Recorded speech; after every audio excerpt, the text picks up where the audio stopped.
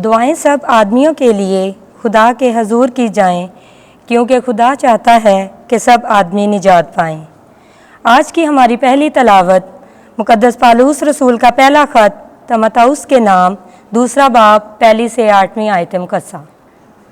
اے بھائیو، میں سب سے یہ التماس کرتا ہوں کہ مناجاتیں اور دعائیں اور شفاعتیں اور شکر گزاریاں سب آدمیوں کے لیے کی جائیں، بادشاہوں اور تمام اعلیٰ رتبہ والوں کے لیے، تاکہ ہم کمال دینداری اور پاکیزگی سے چین اور آرام کے ساتھ زندگی بسر کریں، کیونکہ ہمارے نجات دینے والے خدا کے نزدیک یہی خوب اور پسندیدہ ہے۔ وہ چاہتا ہے کہ سب آدمی نجات پائیں اور سچائی کی پہچان تک پہنچیں، کیونکہ خدا ایک ہے اور خدا اور آدمیوں کے مابین درمیانی بھی ایک ہے، یعنی مسیح یسوع انسان، جس نے اپنے آپ کو سب کے فدیے میں دیا تاکہ گواہی مقرر وقتوں میں دی جائے۔ اس کے لیے میں منادی کرنے والا اور رسول میں سچ بولتا ہوں، جھوٹ نہیں کہتا، اور غیر قوموں کو ایمان اور سچائی کا سکھانے والا مقرر ہوا۔ بس میں چاہتا ہوں کہ مرد ہر جگہ بغیر غصہ اور تکرار کے پاک ہاتھوں کو اٹھا کر دعا کیا کرے۔ پاک کلام کے پڑھے اور سنے جانے پر خدا کی برکت ہو۔ زبور 28 جماعتی جواب۔ خداوند مبارک ہو، کیونکہ اس نے میری منت کی آواز سن لی ہے۔ تو میری منت کی آواز سن جب میں تجھے پکاروں، جب میں اپنے ہاتھ تیرے مقدس ہیکل کی طرف اٹھاؤں گا۔ جماعتی جواب۔ خداوند مبارک ہو، کیونکہ اس نے میری منت کی آواز سن لی ہے۔ خداوند جو میری قوت اور میری سپر ہے، اس پر میرے دل نے توکل کیا ہے اور مجھے مدد ملی ہے، اس لیے میرا دل شادمان ہے اور میں اپنے گیت سے اس کی حمد کرتا رہوں گا۔ جماعتی جواب۔ خداوند مبارک ہو، کیونکہ اس نے میری منت کی آواز سن لی ہے۔ خداوند اپنی امت کی قوت ہے، وہ اپنے ممسوح کے لیے نجات کا قلعہ ہے۔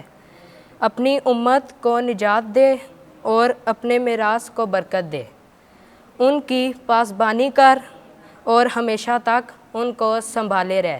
جماعتی جواب۔ خداوند مبارک ہو، کیونکہ اس نے میری منت کی آواز سن لی ہے۔ خداوند آپ کے ساتھ ہو۔ انجیل مقدس لوکا کے مطابق اے خداوند تیری تمجید ہو۔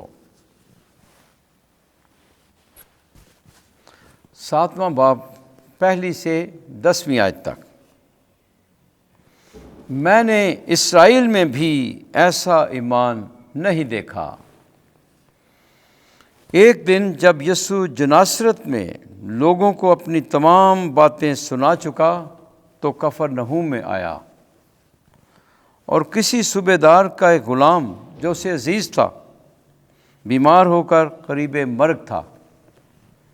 جب صوبے دار نے یسوع کی خبر سنی تو اس نے یہودیوں کے کئی بزرگوں کو یسوع کے پاس بھیج کر اس کی عرض کی کہ آ کر میرے غلام کو شفا بخش، اور انہوں نے یسوع کے پاس آ کر اس کی بڑی منت کر کے کہا کہ وہ اس لائق ہے کہ تو اس پر یہ احسان کرے، کیونکہ وہ ہماری قوم کو پیار کرتا ہے اور ہمارا عبادت خانہ اسی نے بنوایا ہے۔ تب یسوع ان کے ساتھ چلا اور ہنوز گھر سے دور نہ گیا تھا کہ صوبے دار نے رفیقوں کی معرفت اسے کہلا بھیجا کہ اے خداوند تکلیف نہ کر، کیونکہ میں اس لائق نہیں کہ تو میری چھت کے نیچے آئے۔ اسی سبب سے میں نے اپنے آپ کو بھی اس لائق نہ سمجھا کہ تیرے پاس آؤں، بلکہ صرف بات ہی کہہ دے تو میرا غلام شفا پائے گا، کیونکہ میں بھی ایسا آدمی ہوں جو دوسرے کے اختیار میں ہوں اور سپاہی میرے ماتحت ہیں۔ جب میں ایک سے کہتا ہوں جا تو وہ جاتا ہے، اور دوسرے سے کہ آ تو وہ آتا ہے، اور اپنے غلام سے کہ یہ کر تو وہ کرتا ہے۔